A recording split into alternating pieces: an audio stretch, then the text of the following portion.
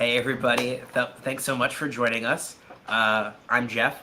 I'm Aaron. We're the Aaron and Geoff team at Compass, Bronx residential real estate specialists, and we are hosting a buyer's seminar tonight. So if you're watching at home, if you're watching some other time, maybe later, because this is being recorded and will get posted to YouTube, thank you so much for watching. We really appreciate it. We have three phenomenal guests with us who are industry professionals that we go to frequently when we need help, and these are the partners who we work with every day. So first, I want to introduce the fabulous Christina Shaw with Allstate. We Hello. also have we also have with us the amazing Jay Zimner with Zimner Law, Hi, everyone. and Roy Fenichel with Newmark Title. Hey there.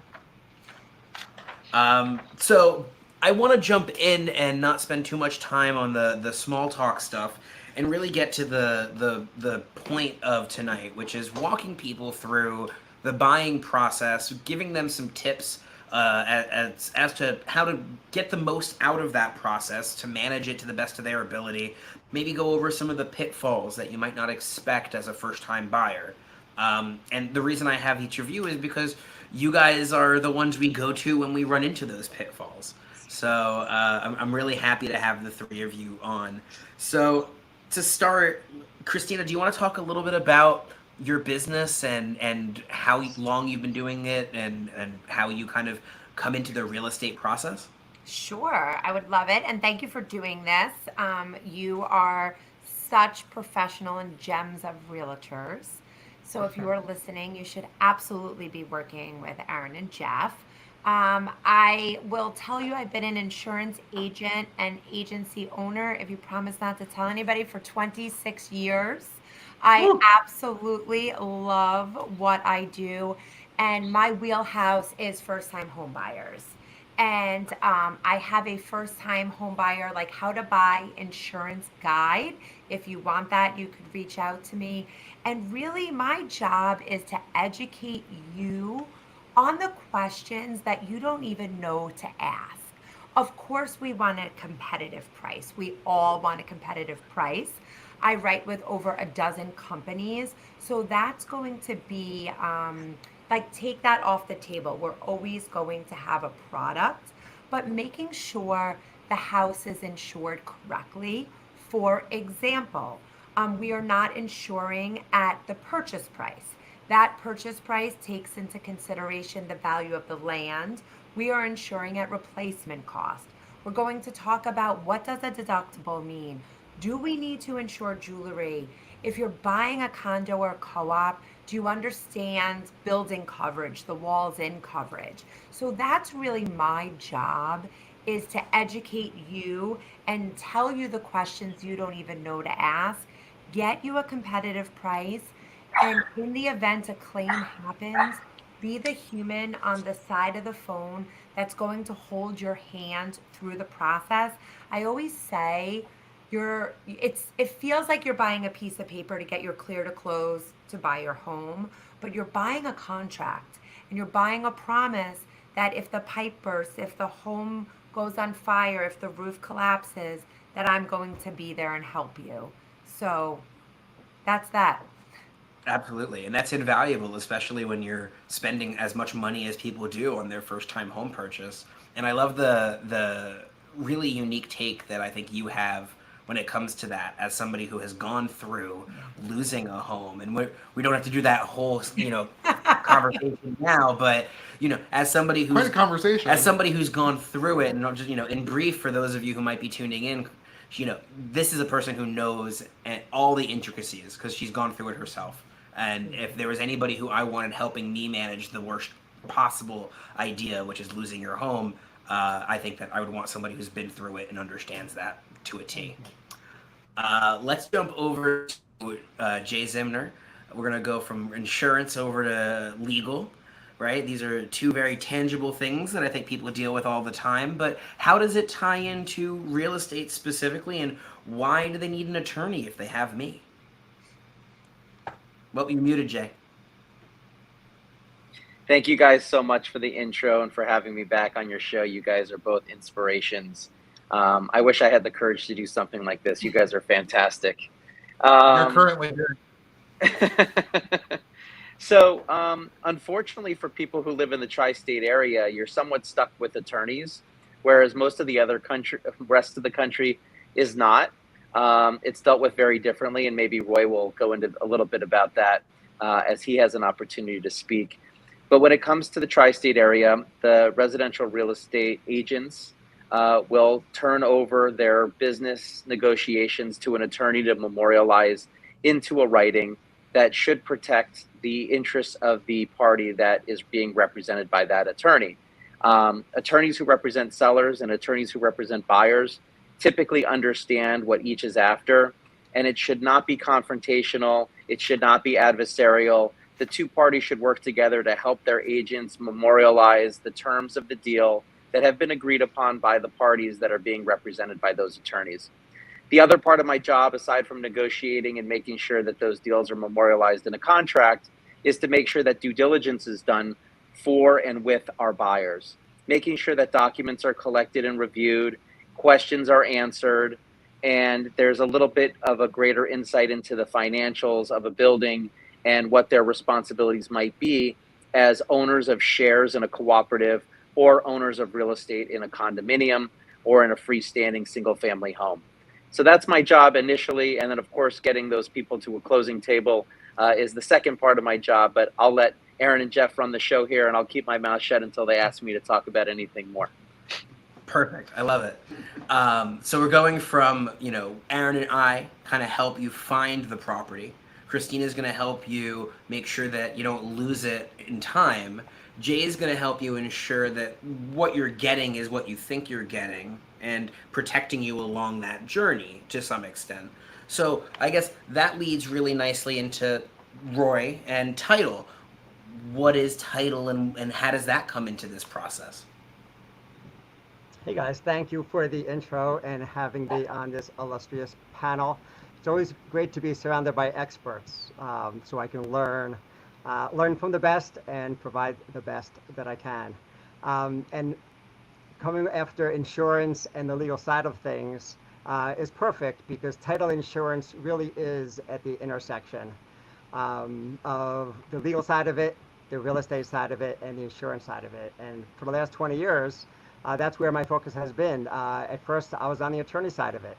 And then when I transitioned to the title side of it, I'm like, wow, all of those pitfalls that we on the legal side, and now Jay handles that from soup to nuts, the title insurance is here to prevent all of those problems beforehand, or if on the buy side we're coming into a situation where we run title and there's all these problems that previously existed, now we have to hop to it and make sure everybody in the transaction has what they need.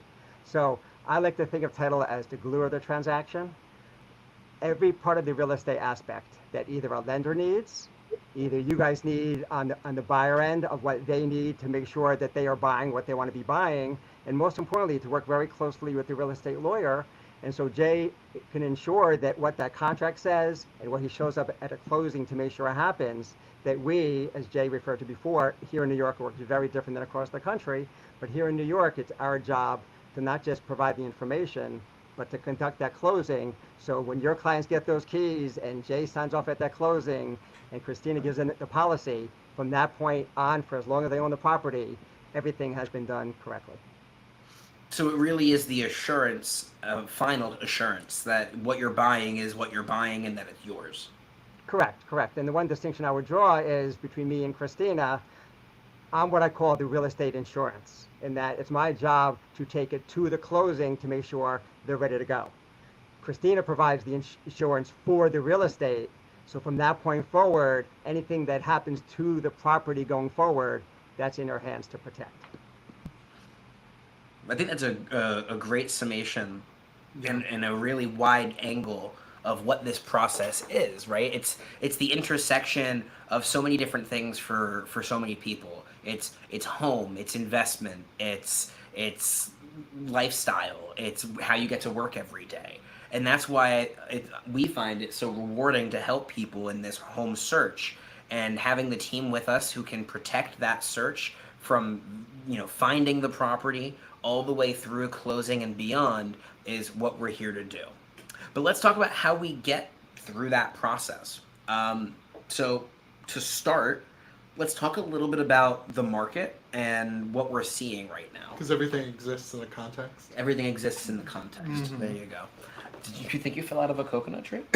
So it is the end of July, which means that we are 1 month roughly into the third quarter. So we have the second quarter numbers to kind of base how we talk about the market. And we're going to focus on the Bronx. But just know that if you're not searching in the Bronx, we have partners all over the country that can help you. So let us refer you to our friends. What we're seeing right now is that most properties, about 95% of properties, are being sold at roughly the property's price that they were asking. So we're not seeing a ton of properties with discounts right now in the Bronx, which is pretty astounding. We're not seeing a ton of discount, but we are still seeing things sitting on the market for an extended period of time, which means that sellers tend to have to be patient.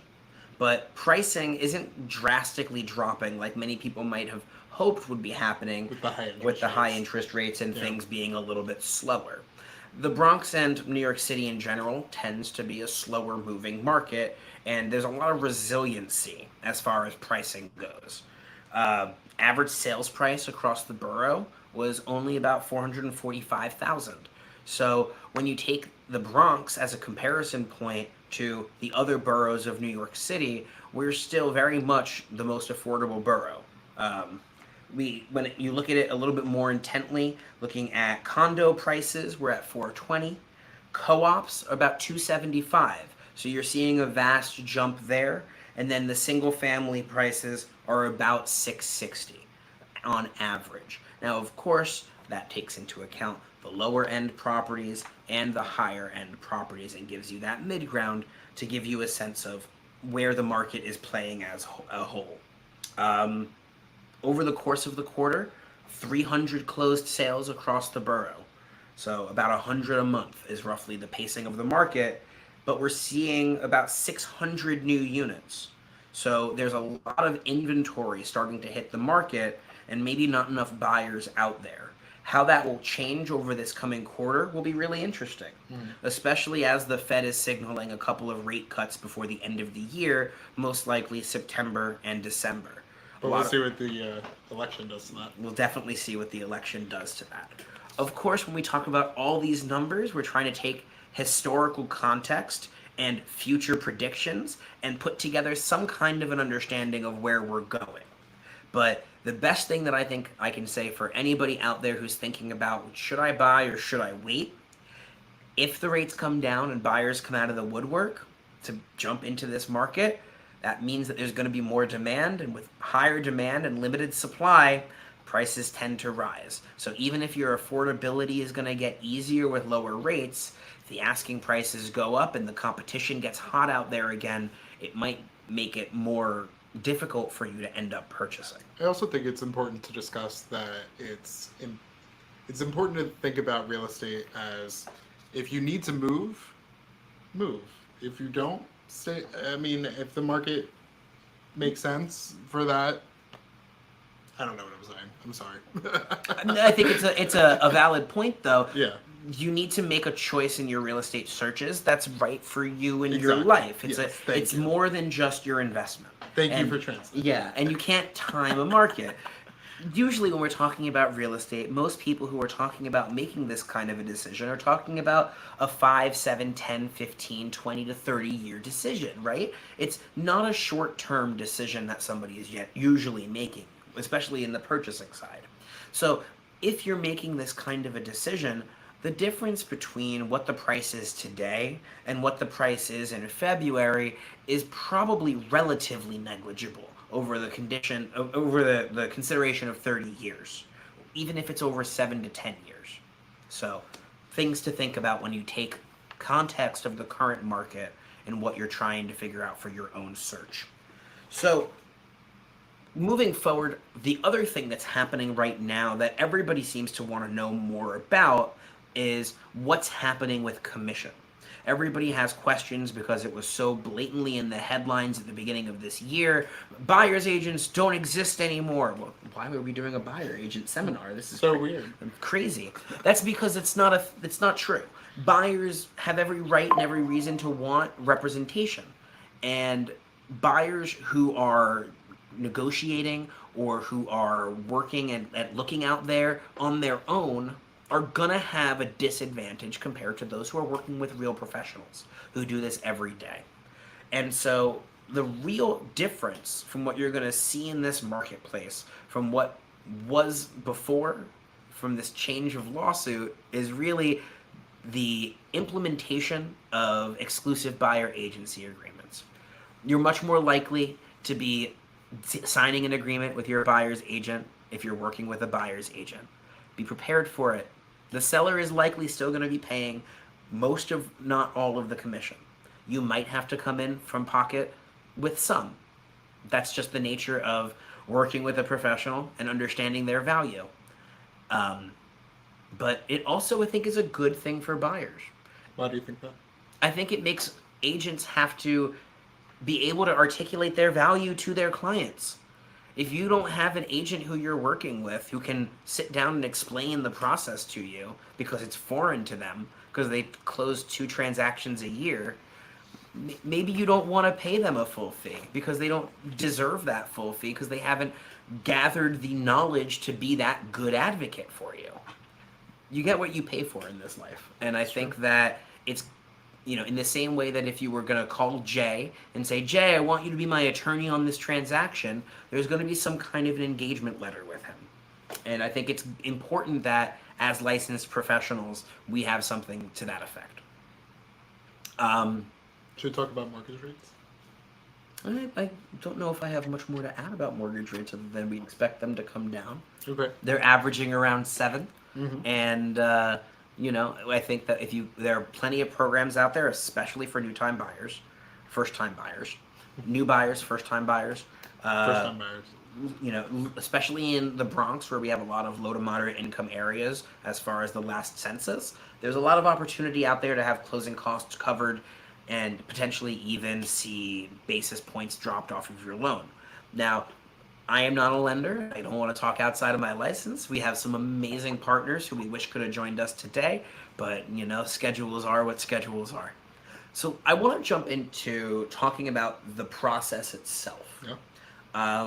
And we've kind of touched on bits and pieces of it in larger scale, but the first step of this process is identifying the team that you want to work with. It's us. Hopefully it's us. And if it's not us, hopefully we can help you find the right team. Because again, these are people who you're going to talk to through some of the most stressful things, right? Buying a home, especially a primary residence, it's going to be intrinsically stressful, especially in New York City. There is no easy deal. There's always going to be some kind of a unexpected hiccup along the way. Yep. So you want the dream team on your side.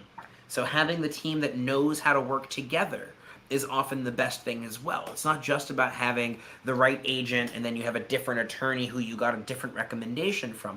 I say this all the time, Jay. One of the reasons I want you to work with Jay is because if we have an issue on a Saturday night at 10 p.m., I'm not gonna really feel so bad about calling him. He's gonna pick up the phone. I'll feel bad about it. Not that bad. Not bad enough. I'll still do it.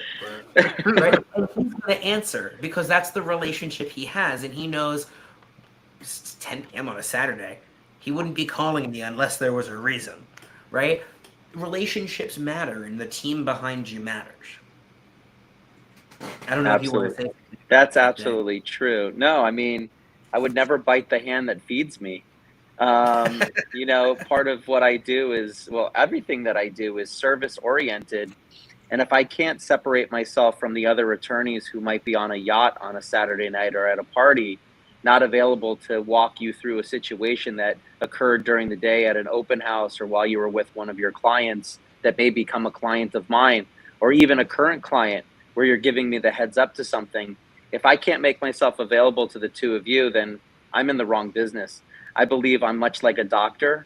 I have, in the old days, maybe your millennials and Gen Zs won't even know what I'm talking about, but doctors used to have things called beepers, and beepers would go off at all times of the night and day, and you'd have to be responsive because medicine requires responsiveness. And my job requires responsiveness as well. Good communication helps deal flow.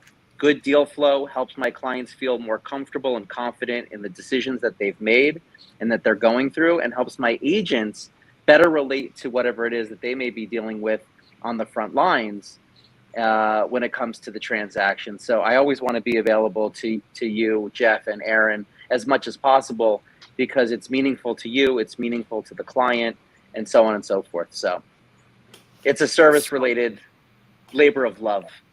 And you're great at it, and that's why we love working with you, or one of the many reasons why we love working with you and your whole team. Thanks, guys. I want to talk a little bit about when is the right time to bring you in. You know, we identify our team. You want to qualify yourself as a buyer a little bit too. Make sure that, and that's part of our conversation with every buyer we sit down with. We talk about how you qualify yourself financially for your home search and what things you might need to prepare. If you're, you know, maybe not the most liquid person, getting a gift is part of your plan. Maybe we plan that to happen 3 to 6 months before your purchase, so it's not actually seen in the paperwork as a gift. Yeah, maybe your credit score is not the best it could be, so maybe we have to plan some time in advance to fix that up. We also might need to take a look at your debt to income and figure out, okay, well, if we time the purchase for next year, or for when my promotion hits, the income rate will shift and that will make me qualify. So we're here to help you strategize in that regard. But if you're thinking about financing, before we get too far into the process, that's when you want to get yourself pre-qualified for financing. So you'll find us, you'll identify that part of your team. You'll find your lender, qualify yourself, get your pre-approval. We start searching. When we find that right property, and sometimes it's the first day out, I swear it happens more frequently than you'd think. Most buyers have done their homework. Usually by the time you're calling us, you have a sense of what's out there. You've been looking, you've been doing your late night Zillow doom scroll, right? Doom scroll. and you get to a point where you know what's out there, and I'm going to send you a list of properties, a collection of properties that I think might fit the bill. And of the 10, 15, 20 that I send you, there's going to be 5 to 7 that you want to go see. And of the 5 to 7 you want to go see, maybe we'll be able to actually get ourselves into 5, maybe 4. And you're going to get yourself inside of them. You're going to feel it. And sometimes you know, just in that first day, you already had whittled the market down from hundreds of properties, neighborhoods, locations, to just a handful. So once you're in it and you feel it and it fits, it fits. However, there are other buyers who I have spent 3 years looking on the market to try and find the right property. And that's valid too. And that's valid too. And sometimes they've missed the one that would have been the right one. And sometimes it was a good thing we waited that long, because the one they found was the one for them. Yep. And there's no right or wrong way to do real estate. Well, there are wrong ways, but not in that regard. So what happens when you find the right property that you want to make an offer on? When we find the right property, usually our next step is to kind of help you determine how to make an offer and negotiate. And I'm never going to tell you what offer to make, or generally I don't tell you what offer to make, because it's not my money to spend, it's your money. I like to ask questions of my clients, prodding questions to get them to kind of figure out how they're feeling. If you work with me, one of the questions that I'll probably ask you multiple times is, at what price are you willing to lose? If I called you in 3 months and said 123 Main Street just sold for X, what price are you going to kick yourself and say, ooh, I would have bought that for X? Yeah. If that's where we should start, at the very least, because if you want it for a price, we should see if we can get it for that price. And if there's negotiation, it's never done until you sign a contract, because everything we do is just a conversation. Right. And when we get to a conversation that's agreed, that's when Jay comes into it. So we get to a point where, as your agent, your buyer's agent, we've negotiated a deal for you. We've said we want to do this price for this property. We want to close in roughly this amount of time, whether it's as soon as possible or on or about X date. We're putting this much down. We're doing this much financing. We'll do this much at contract. We absolutely want to make sure that you're going to include the appliances and the chandeliers, right? There are all the different aspects to the deal that we might put together. Contingencies are also going to be an important part of that process. So if you're going to be contingent on financing, contingent on the board approval if it's in a co-op, all of that gets agreed upon. And then we put it into a deal sheet and we send it off to Jay, and then I go looking for my next deal, right? No. No? Oh, what's next? Okay. We send it off to Jay, and then what happens, Jay? So once I get a deal sheet in my hands, that if Aaron and Geoff have been showing you properties of interest and within your budget, and you finally land on the one that you've been dreaming of, and Aaron and Geoff have explained to you that there are a couple of additional items for which we must discuss: closing date, where you're leaving, when you would want to be into your new place, financing, as Geoff mentioned, so on and so forth. All of those terms go on what's referred to as a deal sheet. The deal sheet is generally put together by the listing agent with the help of the buyer's agent. All of the information goes down on an 8.5 by 11 single sheet of paper, usually. Sometimes it goes on to the second page, and it's sent to me. If I'm representing you as a buyer, I am starting to do two things. I'm awaiting the draft contract that the seller's attorney is responsible for producing and sending over to me and my team.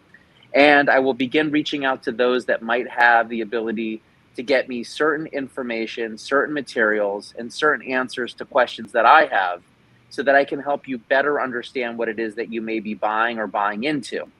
So for instance, when Aaron and Geoff take you to see that beautiful, sparkling new property, and the neighborhood is tree lined, and the flowers smell fresh, and there's paint in the lobby that's just been put on, and the apartment is beautiful, and everyone's friendly, and you're ready to buy it, you don't necessarily know how old that roof is.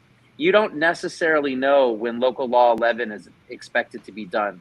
You don't necessarily know for sure that there is an assessment or not an assessment that's being billed to all of the different shareholders or condo unit owners on top of the common charges and the maintenance. So I want my clients to go in knowing as much as possible about the decision that they made based on the aesthetics, which is obviously very important, and feeling pleased about that decision and your ability to make an offer that was accepted, but also really knowing what you're getting yourself into, so you can really determine whether or not it's affordable for you.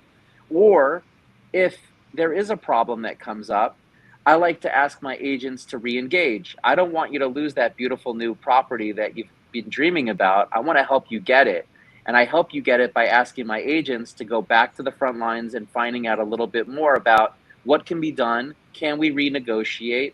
Maybe there's something that can be done before you lose that sort of pride and steam and momentum that you have, and all that excitement that's been building up. So Aaron and Geoff are really good about doing that. It doesn't often come up. It doesn't often come to play. But I often find myself as being the lawyer that's a deal maker and not a deal breaker. I'm not trying to talk people out of their deals. I'm trying to find ways and reasons to resolve issues if they come up and help you get that dream property. Absolutely. And that's important, because there are attorneys out there who have a combative sort of attitude around their practice. And I've seen deals fall apart because attorneys are more interested in being right and winning than they are about helping their client, or they're too hungry searching for liabilities where they lose the forest for the trees, and they start to forget that the purpose of what they're doing is to protect their client's investment, or hopeful investment, not to, search for any and all possible loophole in the contract that you can find. But also to compromise and collaborate and get the deal done. The buyer wants to buy the property, the seller wants to sell the property. Let's get them to the finish line, and let's make it happen together. Yeah. And one thing I want to ask you about in regard to that, Jay, is a lot of buyers will ask me about financials and this kind of stuff at the onset of seeing a building, right? Before we even see an apartment, they'll say, well, how are the financials here? What do you say to those buyers who are curious about this stuff earlier in the process, who they don't want to wait for the accepted offer? Like, what's my advice for the two of you if you find yourself with a buyer who wants that information? Do you think it's needed for a buyer, or do you feel like it makes sense to wait Okay. until you have the accepted offer?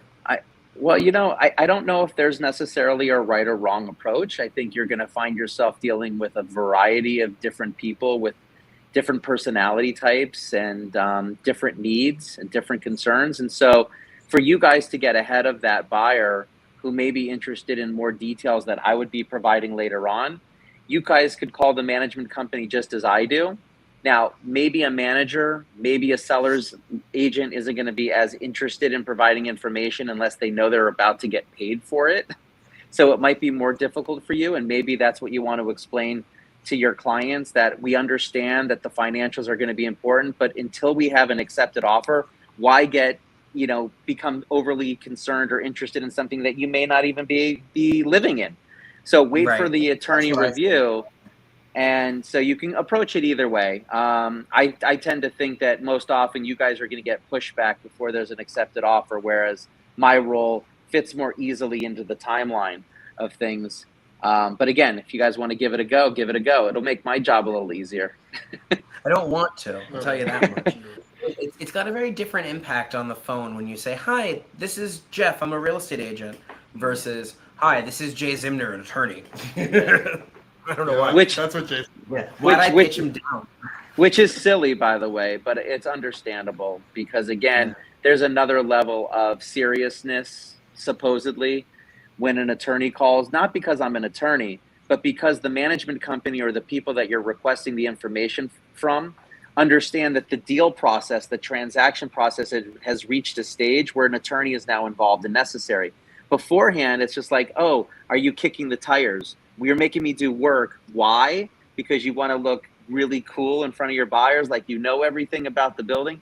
Well, yeah, I want to look knowledgeable in front of my buyers. Is there something wrong with that? Well, yeah, come back to us once you have an accepted offer, and then we'll go about doing work for you. So again, you're at a bit of a disadvantage only because of the perception that management companies, boards, and listing agents have about agents who are just curious about things that we don't think you should be curious about yet. That's fair, I think, though, and it makes sense, even if it's essential for making your decision. But I think I like to say, until you think you might like it, what's the point of doing your homework, right? If we're not going to buy it, there's no point in doing all the extra research. Yeah. So we get to this point, Jay, where they send you the contract. You've done your due diligence. You've made your buyer aware of any of the kind of concerns that might come up. Mm-hmm. And they're ready to go. So at this point, they sign their contract and they send you some money? Well, not exactly. It's kind of close. Once we've gotten through the due diligence and I've had a chance to speak to my clients about it, and I've also had a chance to run them through the provisions of the contract, which is much more familiar to me, who deals with the contracts every single day versus someone who might only see one or two contracts in a lifetime. I'm very patient with people who have questions. There's no dumb questions. The contract, in my opinion, should be understandable by anybody, not just by someone that went to law school. You need to understand what ramifications there are if something should go wrong, and what are the expectations of both parties should all go right. It's very important to know that while the contract is signed, between the signing of the contract and the closing. So I like to have a conversation with my client about all of those different components, make sure that they're comfortable and aware of things. Once they're comfortable and aware, they will need to make sure that they have some liquidity available. Generally, 10% of a purchase price is what we're looking for in terms of a contract deposit. And I see you guys laughing. Did I say something silly? No, the Zoom gave a thumbs up. Like hands up. It was so cool. Because I did that? Okay. I'll do it again. I'll do it again. I'm unable to see that. But ultimately, once my clients are comfortable with the contract, the deal terms that have been negotiated between the agents and then the lawyers, 10% deposit will be expected. So if your deal is for $300,000, you will be expected to put $30,000 down on deposit. This is being held by the seller's attorney in a interest in an IOLA account. It's a trust account that attorneys maintain, where they hold client funds. That money sits there. It's not available to the seller. It is there and is going to be credited towards your purchase at the closing, but it's also there to keep the feet to the fire, so to speak, because ultimately it's what the seller's attorney will threaten a buyer with if they don't act according to the contract, meaning the seller finds that the buyer didn't do something timely or is not moving forward in good faith. That deposit is going to be threatened against those buyers' motivations or the perception of those motivations by something that is being considered a default under the contract. If a seller believes that a buyer is in default, obviously there will be notice. That notice comes in the form of usually a written letter to the other attorney. There's generally a cure period. Nothing happens immediately. And if things are not cured, the contract could end up in a lawsuit over the deposit. So you don't want to find yourself in that situation. And I often tell my clients I have two jobs, two goals. One, get you to a closing table where you get your keys. And two, prevent and protect your deposit at all costs. So those are my two biggest concerns when I negotiate a contract for my buyers. I'm always looking out for those two things. So to answer your question, I want to make sure that my clients understand that they sign the contract. And of course, I do require most often that half of my fee is paid, because in the event that there is either a mortgage turned down or a co-op board turned down, I haven't done all that due diligence and contracts and negotiation for nothing. However, I will on occasion treat my buyers who then find that next best apartment, which might even be better than the first, a discount on the first half of my fee the second go round. I always like rewarding loyalty. That makes a lot of sense too, and I've definitely seen that with other clients who we've had board turn downs as well. So it's always appreciated. I think that it's interesting to note when it comes to the down payment. That's your liability as a buyer for the process, right? That's what you're putting up. The seller has a different liability. Their liability in this process is time. Every day that they're under contract with you, they're paying for the home that they're maybe not living in or not potentially using. Maybe they've already bought their next home, so they're spending money on both for a period of time. Every day until you close is a liability for the seller. And if you get to the end of that process and you don't close for any reason other than a agreed upon reason, a contingency of your contract, well, the seller's lost something. They've lost their leverage in the market. They've lost that time. They've lost the money that it took to maintain the property to close. So that's why you as a buyer have this kind of financial liability in the process. So we've done our inspection, we've signed our contract, we've had Jay do due diligence. What happens after a signed contract? Where do we go from there? So it really depends on the property type. If you were dealing with a co-op, we would start working on your loan application and your board application. And that board application process is intensive and frustrating, and it's a lot of paperwork, and we got to get 600 personal recommendation letters, and we have to get your elementary school diploma. But we do it every day, and we are here to be your project manager through that process. So you are not doing it alone. Absolutely. And our goal is to make it as easy as possible for you. If you're the kind of person who'd rather print it out and handwrite all the information on the purchase application and then scan it and send it to me, don't worry. We're going to retype it and we're going to make it look the way we need it to look so that your application is ready to be submitted as quickly as we can.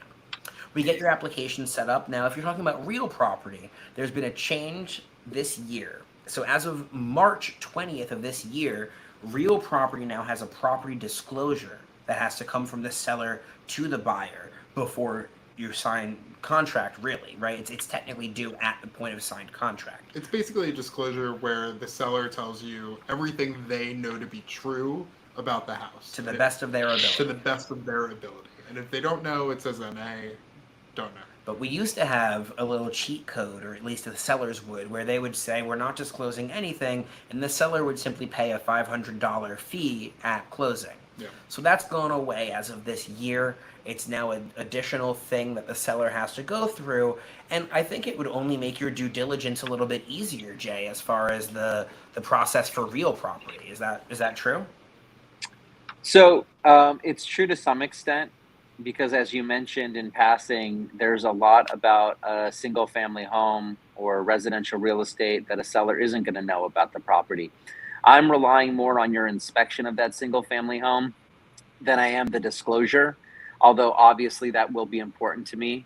I'm assuming that the seller is going to be 100% honest with their disclosures and representations. But again, it's a seller's representations and their motivation is to sell their home. So you can put two and two together. So we get that information, we move forward, we're doing our board app if we're doing that process, we do our loan app, and we're waiting for the board interview at that point. We get our board interview, right? The management company, they review the application, they send it to the board says we want to interview you. That's usually a good sign. You do your interview, it goes great. That's all the co-op process. In the condo and real property process, no board, just loan and checking title, right? That's the other thing that we do when it comes to real property, is doing our title search. So I think that's a great time to kind of pivot to Roy, as we're waiting to go from contract to closing table. When it comes to only real property, we deal with title. So tell us a little bit about what you're doing. When do we bring you in, and who's the one who brings you in? So there's a few different answers to that. Here in New York, predominantly most of the time, the real estate attorney would bring me in, because title is usually run after there's a signed contract, because before that point, there's no commitment to buy. It could be one of three different properties. But the minute you have a signed contract, chances are that's going to be the one that's going to make it to the finish line. Or at least you want to find out certain facts about the property to get you to the finish line. And something Jay said before is very, very important. So there's this whole due diligence world of finding out facts about the property that buyers may know before they even come to you guys as the brokers. You guys find out all these facts. When Jay gets this contract to be signed, he wants to make sure this contract covers all the facts that the buyers need to be true for them to want to plunk down this big chunk of change to buy this Bronx property. Title is very interesting, and this is why I think I'm much more suited for the title insurance side rather than the Jays of the world who have to deal with all these different parties to negotiate all these points and make sure everybody's happy all over the place. Me, I'm a fact-based guy. And the great thing about title is everything we deal in is in publicly available facts. We don't have to do all the work you guys have to do to find out everything possible about the area, the market, everything, your buyers, private psychology 101 of buyers' lives, and Jay has to do negotiation. We find everything that's publicly available about the property and say, all right, buyer's attorney, okay, seller's attorney, bank, if there's a bank involved, here's all the facts about the property. What do all of you need in order to protect your respective clients? So, for example, Jay needs a lot of things to be true. He needs the seller to be the actual seller that they signed the contract to select the seller. Is that person still alive? Is that person authorized? All these things, and everything about the property from prior mortgages, liens, as you guys know, violations pop up, all kind of informational things, certificate of occupancy. So we take all this publicly available information, collate into what's called a title report, which hopefully is 20, 30 pages, but could be a few hundred pages, and say, all right, in order for us to give this insurance policy at closing, which ensures everything that's ever happened to the property legally, real estate, practically, governmentally, any amounts due and paid, say, all right, here's your ownership subject to these 20 things. And then Jay says, no, I don't want my client to buy subject to these 20 things, not subject to a mortgage violation, government. We want to clear all these exceptions, which is a whole nother class. We clear all the exceptions. We want to leave only things like subject to the government coming onto the property to, put up wiring for their governmental purposes. That we can't get rid of.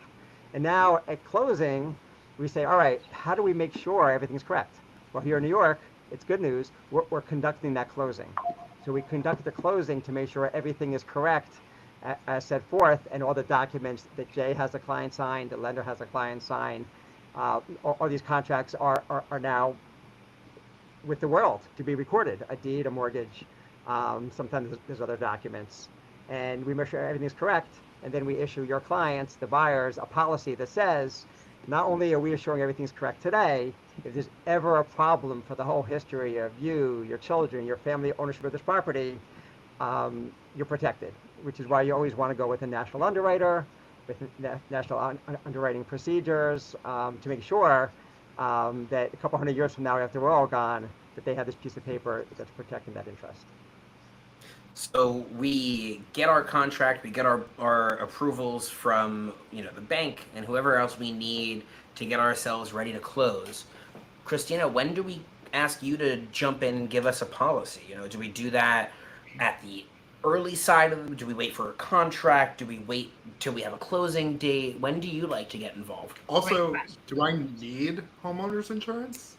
That's a great question. So if you are taking out a mortgage, the bank is going to require you to have property insurance. At any point, if you let that property insurance lapse, the bank will be notified and then they will force place coverage.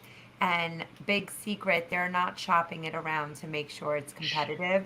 So you never want to do that. The best time, in my opinion, is right after you're in an executed contract and Jay is telling you this looks very solid. That's when you want to first call me. Can I write you a policy from the closing table? Absolutely. Is it ideal? No.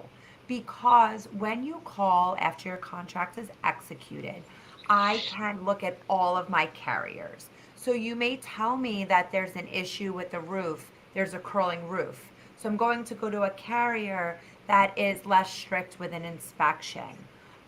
You may tell me the home is going to be vacant for a period of time, so I will go to a different carrier.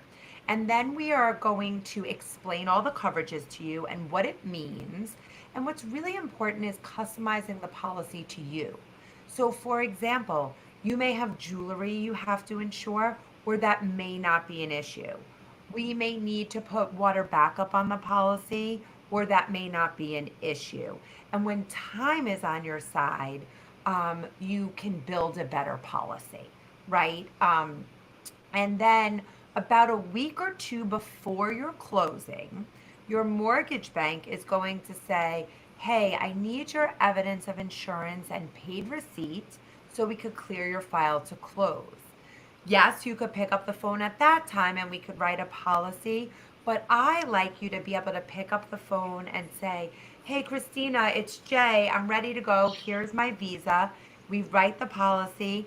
We send it over immediately. And then that's that. It should be a very seamless and smooth experience. I always say, like, this is the easy part. You've gotten through all of these major accomplishments with this team on the phone. So this is the easy, fun part. And making sure you have a strong relationship with your insurance agent because, like I shared earlier, you may be saying goodbye to Jay and Roy for the time being when you close your transaction, but we're together. We're doing this, right? So I'm going to check in with you at your renewal. Life happens. You may be getting married. You may be getting divorced. You may be having a baby. These are all events that we need to communicate on, update your policy. And again, when a claim happens, you need to know that there's a team. I have a team of 11 behind me, and everybody's an expert in something. So when you're looking for insurance, the price is important, right? We're all consumers, but go read those reviews. Know who it is that you're working with because that relationship is over many years. That's great. What do you think about flood insurance right now? I feel like that's been a hot topic. It's been a hot topic. Wow, my hair is so big. I write a lot of flood insurance by virtue of where I am, right? In New York, on Long Island, and living in a beach community. Flood insurance, the rate is set by our government.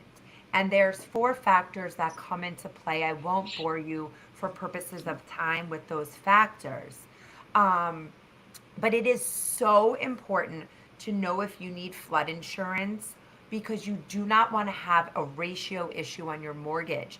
If you don't factor that in and then you tell your mortgage lender, PS, my flood insurance is $3,200 a year, and you're tight on qualifying, that's a big issue. So we should Yeah. have that conversation up front.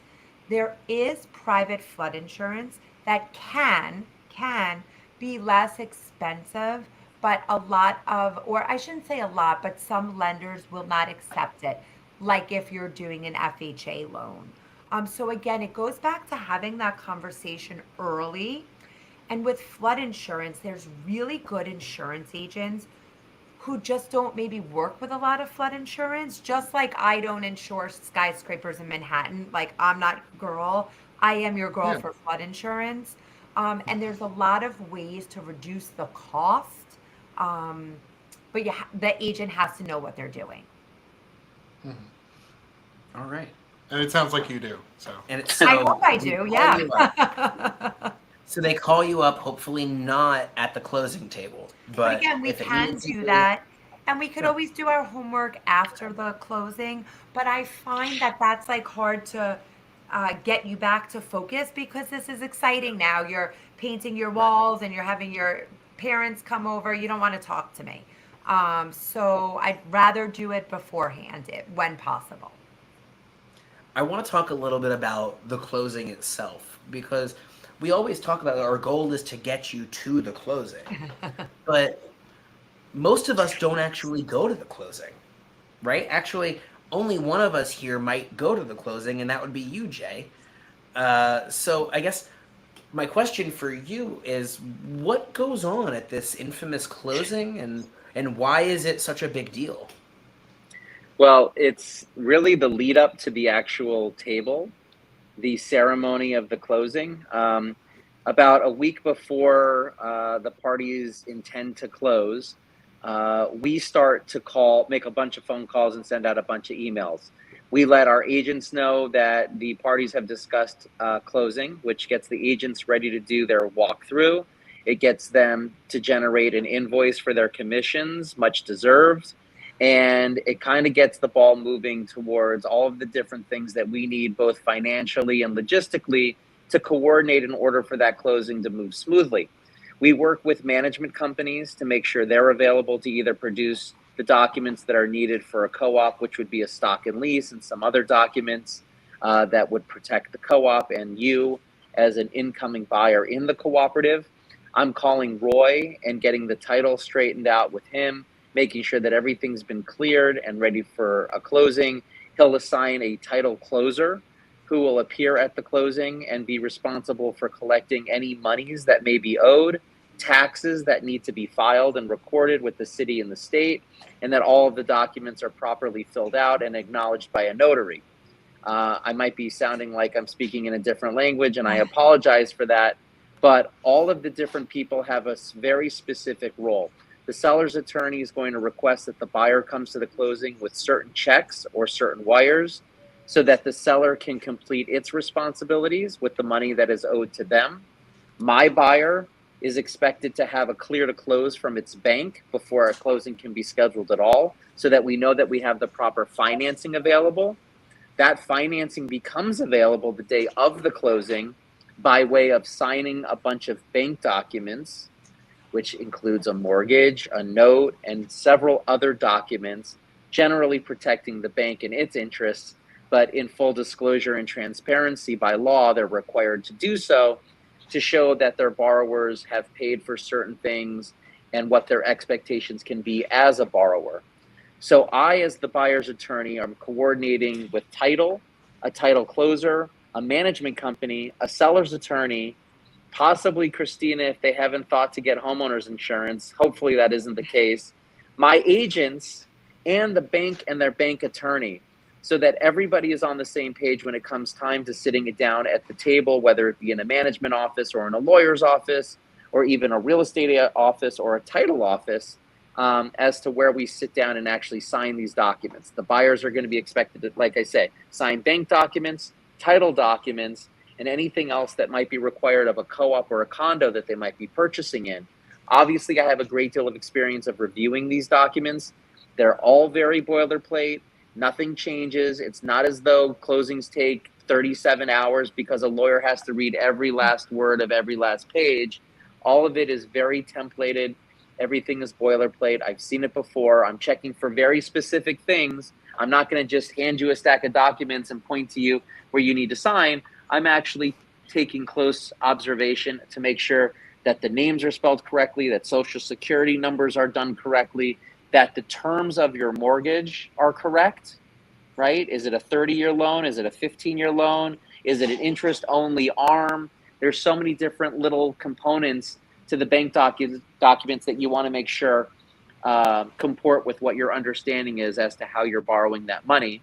And then as far as title documents are concerned, I will review them, but of course I have somebody that's been assigned from the title company, as I mentioned before, the title closer, who's also going to be making sure that all of the information is correct, because the title company is the one that ultimately ends up on the hook for if there is a mistake or something goes wrong. And that's what you're buying and what you're paying for when you get your policy from someone like Roy, and hopefully Roy. So all of that being said, I am really just a coordinator. I'm a producer. I'm a director. I'm asking everybody to come together. Kumbaya, let's all hold hands and get this done. Let's get everybody paid, and let's get you your keys to your new house. I want my clients to remember how many people he mentioned when he was coordinating that closing, how many bodies have to be in that room potentially. When you think to yourself, oh, can we do it maybe on Thursday after 4? But maybe. That's why the answer is probably Thank you for saying that. That's funny. So, Yes. I mean, you did it, right? We got them to their close. We've checked all the paperwork. We've ensured every step of the way that you are protected from liability. You've signed every document, dotted the I's, crossed the T's, and congratulations, you've closed. You've given away all the money you had, and now you have a shiny set of keys. Jay gets paid, I get paid, Christina's got your policy all set up, and we say good luck. No, we don't say good luck. We're always here for you. Your transaction doesn't end at closing. You should be getting annual equity reviews, getting an understanding of what the market's doing and what your investment is doing over time. And, you know, we're going to be there to help you through every step of the way, from figuring out your move. We have the mover for you. From getting your utilities transferred, from getting a contractor in, etc. I think we need another video for that. I think we do. Yeah, I think so. I want to give everyone a chance to reintroduce themselves one last time really quickly before we finish. Let's start with Christina. Christina Shaw. I own an insurance agency, Allstate, here on Long Island, and I would love you to follow me on Instagram at I'm with Shaw. Awesome. Jay? I'm Jay Zimner. I'm the managing member of Zimner Law PC. We're a boutique law firm on Madison Avenue between 49th and 50th, where we focus on all residential real estate transactional needs for buyers and sellers, helping our clients and our agents alike get through that tricky process, which shouldn't be so tricky if it's being handled by someone like myself. Or at least I hope that that's the case. I think it is the case. Roy? Roy Fenichel, attorney with Newmark Title Services. We help buyers, borrowers, residential, commercial, everywhere from Bronx to California and everywhere in between. Our job to get you to and through that closing. Thank you guys so much for joining us tonight. We really appreciate you. I'm Geoff. I'm Aaron. We're the Aaron and Geoff team at Compass, your Bronx residential real estate specialists. Thanks so much.